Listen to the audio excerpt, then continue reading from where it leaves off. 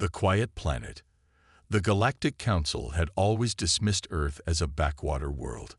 For 300 years, humans had been the galaxy's newest members, seen as weak and primitive. Other species ruled the stars. The proud Ultrans with their crystal ships, the warrior Keth with their battle fleets, and the ancient Voids who controlled trade routes. Captain Rex Morgan stood on the bridge of the small human transport ship Hope's Light, watching alien vessels dwarf his craft at the neutral station Nexus Prime. Around him, his crew worked quietly. They were used to being ignored. "Another Keth warship just arrived," said his pilot, Tom. "That makes 50 of them." Rex nodded. The Keth were gathering their fleet for something big. Rumors spoke of a coming war against the peaceful Zephyr colonies. The galaxy's strongest military force was preparing to crush another helpless species. "Sir," called out his communications officer, Lisa, "we're getting strange readings from the outer system. Long-range sensors are picking up something massive." Rex frowned. "Define massive." Lisa's fingers danced over her console. "Unknown contact, roughly 3,000 kilometers long." The bridge fell silent. Even the largest Keth dreadnoughts were barely 8 kilometers from nose to tail. Rex walked to the sensor station and studied the readings himself.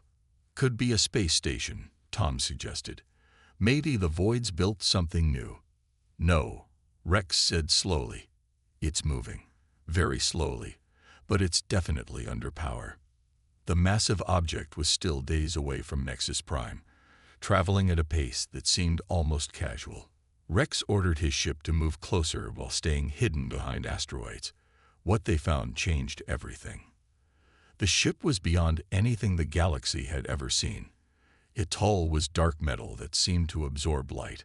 Weapon ports lined its surface like the scales of a great beast. Energy readings showed power levels that dwarfed entire battle fleets combined. "Tom, send a coded message to Earth Command," Rex whispered. "Tell them the Titan is moving." His pilot's eyes went wide.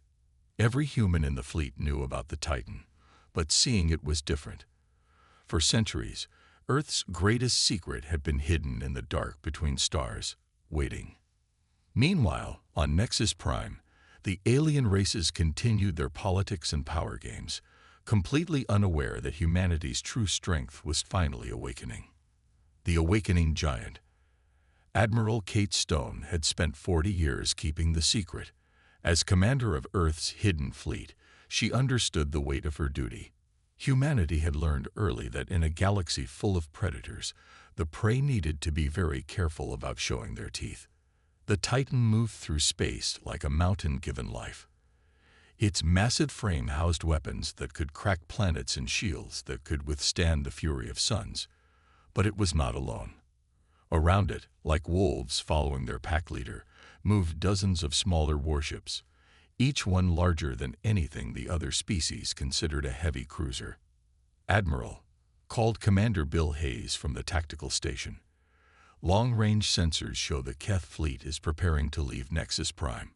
Intelligence suggests they plan to attack the Zephyr homeworld within the week." Kate nodded grimly. The Zephyrs were a peaceful species, artists and philosophers who had never raised a weapon against anyone. Their only crime was refusing to give the Keth access to their rare crystal gardens. "Sir," added Lieutenant Anna Clark, "Earth Command is asking for our status." "Tell them we're proceeding as planned," Kate replied. "After 3 centuries of hiding, it's time the galaxy learned what humans are really capable of."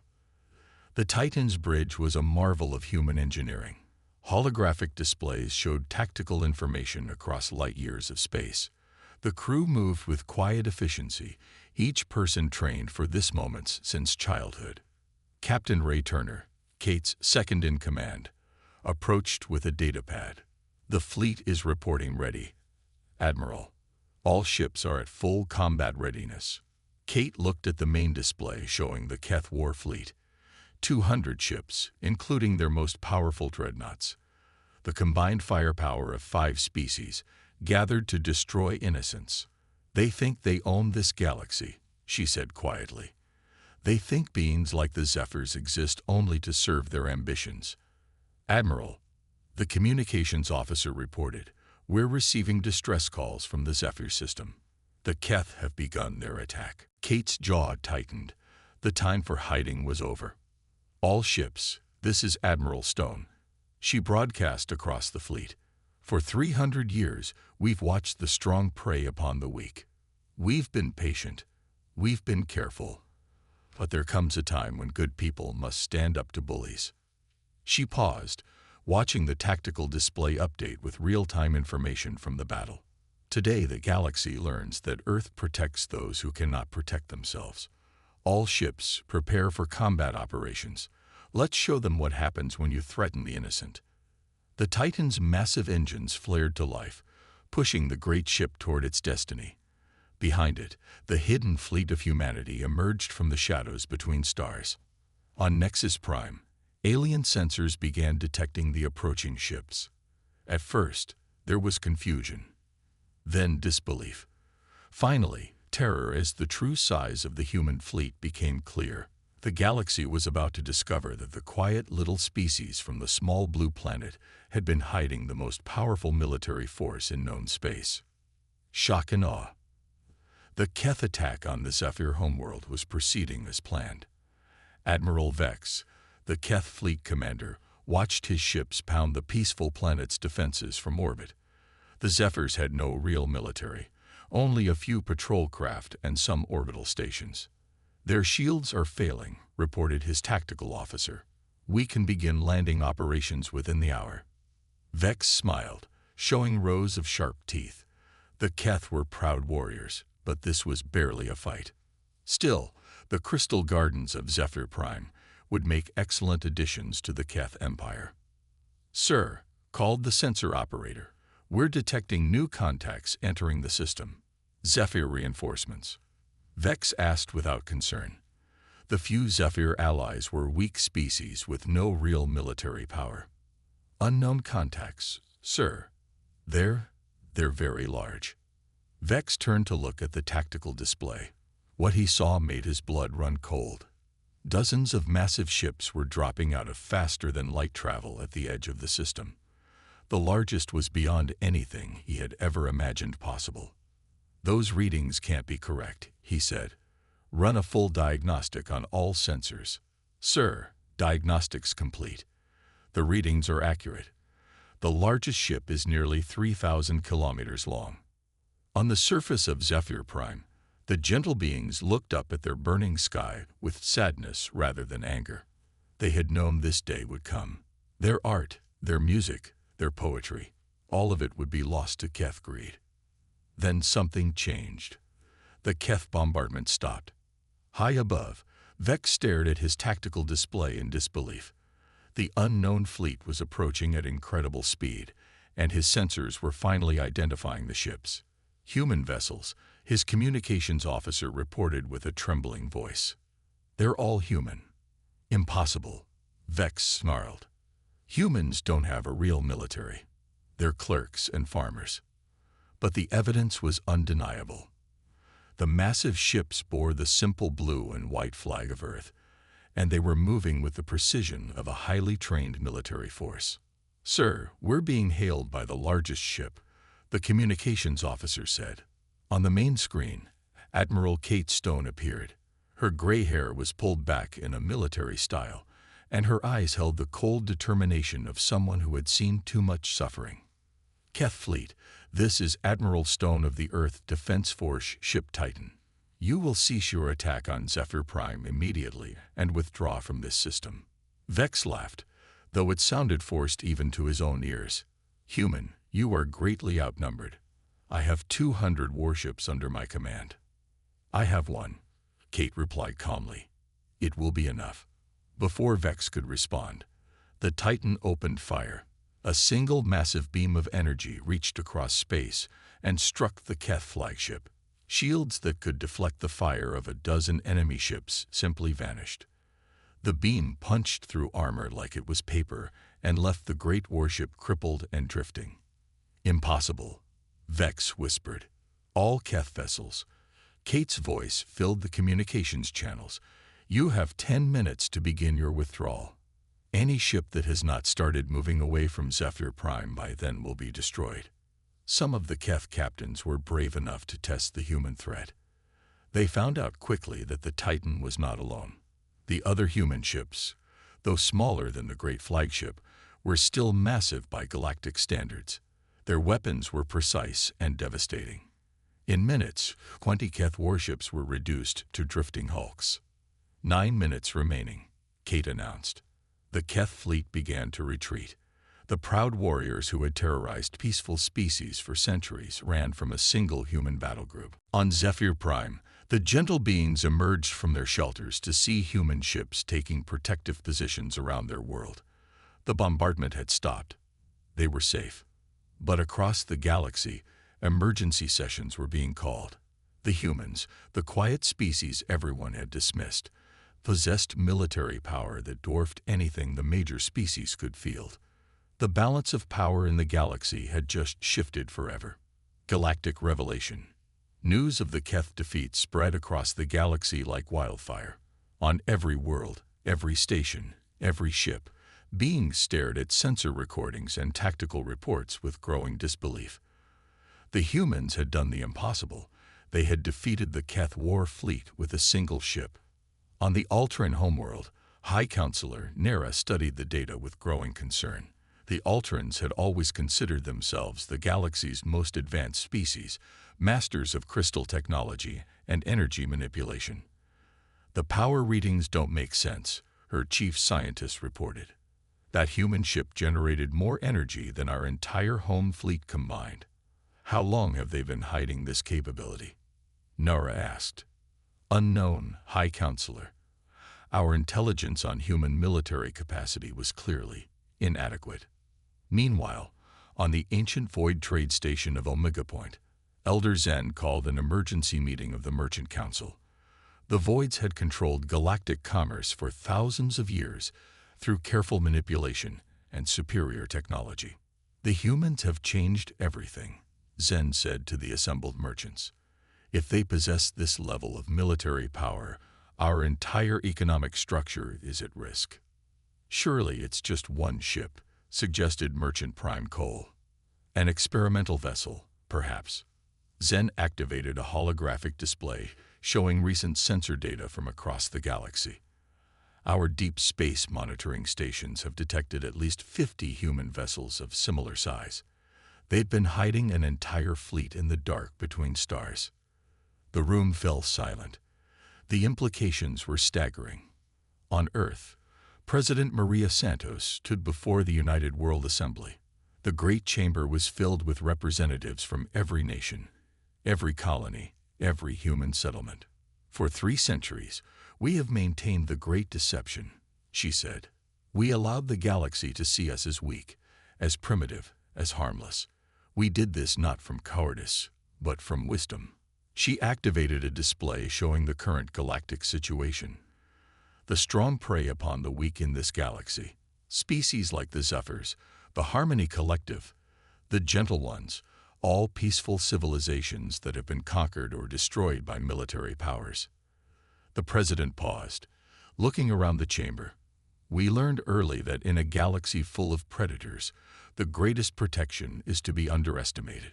So we built our true strength in secret. On the screen, images showed the hidden shipyards in the outer system, the massive construction facilities that had been building the Earth Defense Force for centuries. Today, the galaxy learned that humanity will not stand by while innocents are slaughtered. The Titan and her fleet represent our commitment to protecting those who cannot protect themselves. Back in space, Admiral Stone stood on the bridge of the Titan as reports came in from across the galaxy. 12 different conflicts had suddenly ended as aggressive species reconsidered their plans. The mere knowledge that humanity possessed overwhelming military power was already saving lives.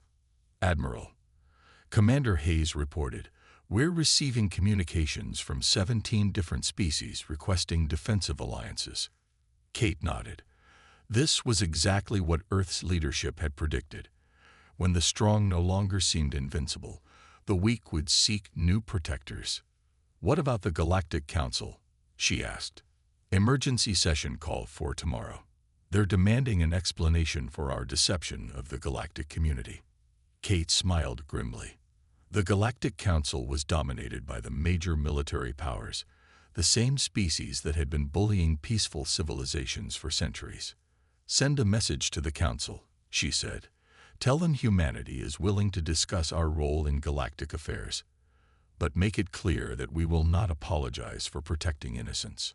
On the Keth homeworld, emergency war leader Vax paced his command center like a caged beast. The defeat at Zephyr Prime had shaken his entire military hierarchy. "How many ships do the humans really have?" he demanded. "Intelligence estimates at least 200 major vessels, possibly more," his aide reported nervously. "And that doesn't count their support ships and smaller craft." Vax's fists clenched. The Keth had built their empire on military superiority.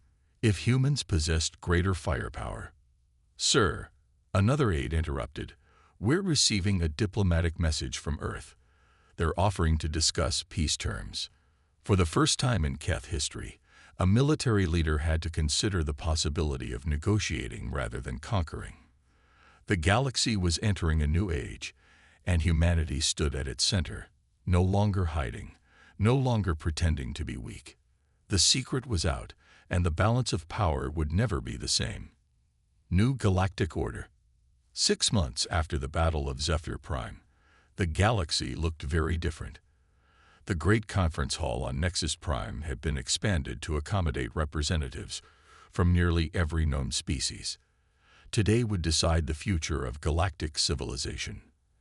Admiral Kate Stone entered the hall flanked by President Santos and Earth's top diplomats.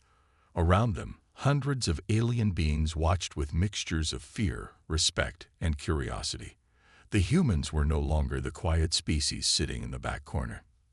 "The chair recognizes Earth's delegation," announced the council moderator, a tall Ultran whose crystal skin flickered with nervous energy. President Santos stepped forward. "Fellow beings of the galaxy, 6 months ago, humanity revealed its true military capability.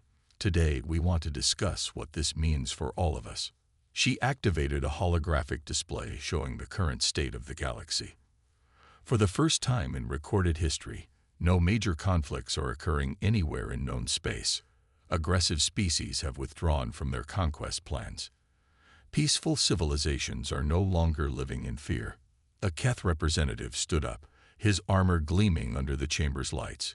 "You speak of peace, but you hold a weapon to our heads. How is this different from conquest?"